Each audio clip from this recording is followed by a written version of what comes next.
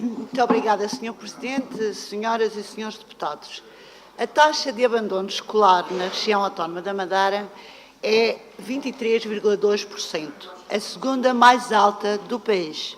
Este facto, per si, é muito preocupante e requer medidas urgentes e eficazes para que a região se posicione em valores mais próximos dos aceitáveis. É importante salientar que no continente a taxa de abandono escolar precoce ronda os 13% e na União Europeia cerca de 11%.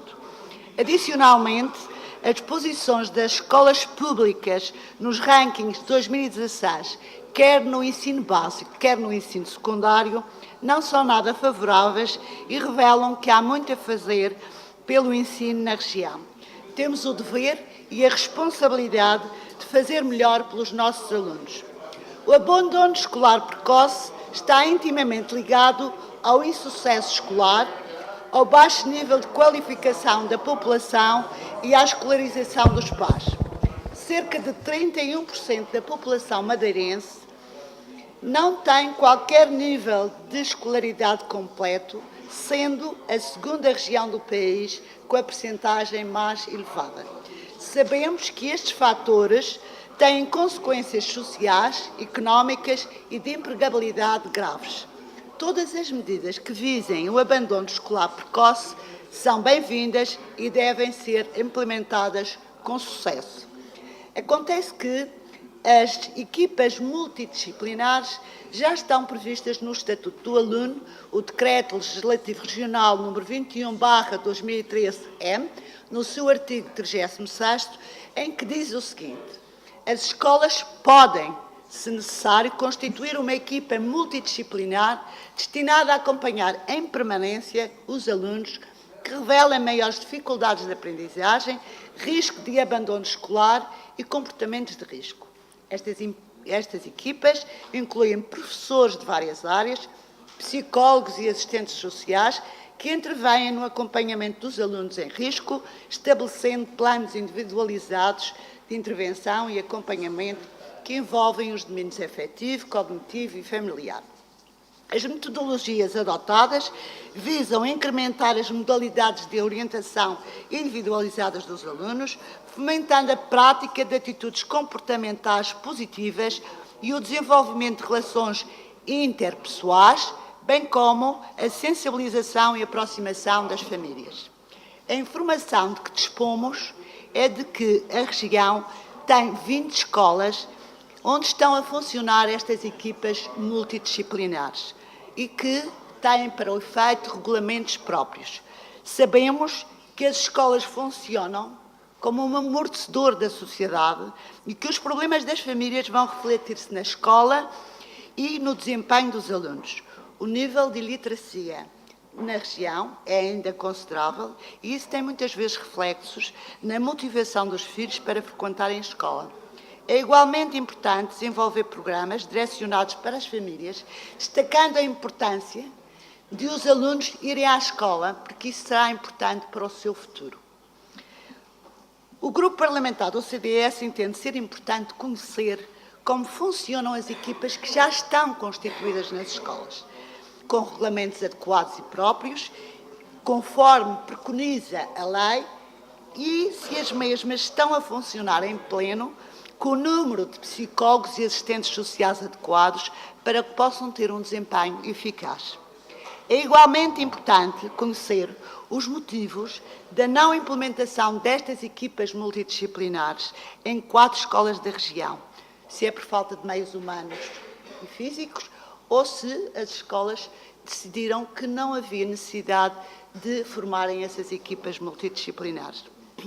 Assim, o CDS entende ser imprescindível ter como que uma radiografia precisa de como estão a funcionar as equipas.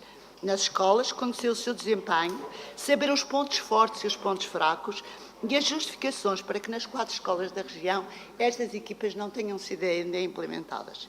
Sem dúvida que todas as medidas que visem combater o insucesso e o abandono escolar precoce têm de envolver o trabalho dos pais, dos professores, das escolas e dos alunos. Recentemente, o Sr. Secretário da Educação anunciou um pacote financeiro de 2,7 milhões de euros para combater a taxa de abandono escolar e afirmou que o mesmo serviria para financiar cursos de educação e formação para adultos e para formações modulares. É importante, mas perguntamos, será esta a via para combater o insucesso escolar? Pensamos que não. São necessários programas preventivos direcionados para o sucesso escolar, centrados nos primeiros anos da escolaridade, reforçar a oferta e valorizar o ensino profissional para os jovens e, paralelamente, reforçar a ação social escolar, uma vez que a incidência do abandono escolar é maior nos grupos socioeconómicos mais desprotegidos. Parece-nos que são nestes 3 domínios que a Secretaria Regional da Educação deverá centrar rapidamente a sua política de combate escolar. Há muito para fazer e o tempo urge. Um aspecto que merece a nossa atenção está intimamente ligado ao sucesso escolar. É a forma de ensinar. Esta deverá ser reequacionada. Julgamos que um modelo de ensino menos expositivo e mais voltado para o aluno, com aulas práticas, com debate, que envolva a participação do aluno, será mais apelativo e motivador. Isso pressupõe que o processo, que o aluno possa ter uma colaboração e uma participação e que trabalhe de forma mais integrada as suas competências cognitivas, emocionais e sociais. O diretor do Departamento da OCDE esteve recentemente em Portugal e reconheceu que o ensino em Portugal tem progressos significativos, mas referiu ser urgente ir mais além. Defendeu que, no futuro, o modelo de ensino terá de mudar e que deverá assentar nas experiências da aprendizagem que ajudem os alunos a pensar que, além dos limites das disciplinas previstos no currículo, há também uma forma de pensar. Ou seja, defendeu que era necessário uma transição do ensino em Portugal do século XX para o século XXI. Entendeu que a educação, se apenas limitar à transmissão de conhecimentos académicos, corre o risco de estupidificar os alunos, reduzindo-os à competição com os computadores, ao invés de se focar em características humanas fundamentais, de modo a que a educação fique à frente dos progressos tecnológicos.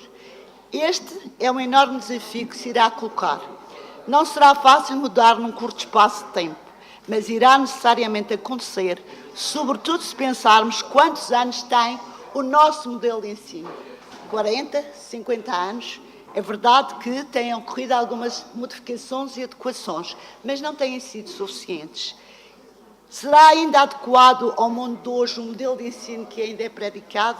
Julgamos que não.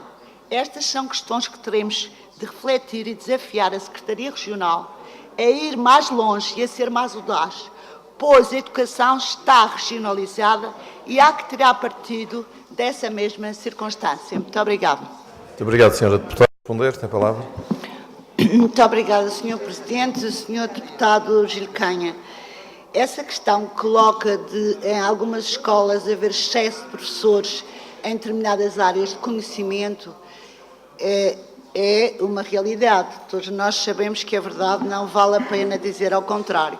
Contudo, não me parece que seja muito fácil direcionar essas mesmas pessoas com uma formação diferente daquela que é dada a um assistente social e que é dada a um psicólogo, para que essas mesmas pessoas, para que esses mesmos professores possam vir a desempenhar o papel de um assistente social ou de um psicólogo.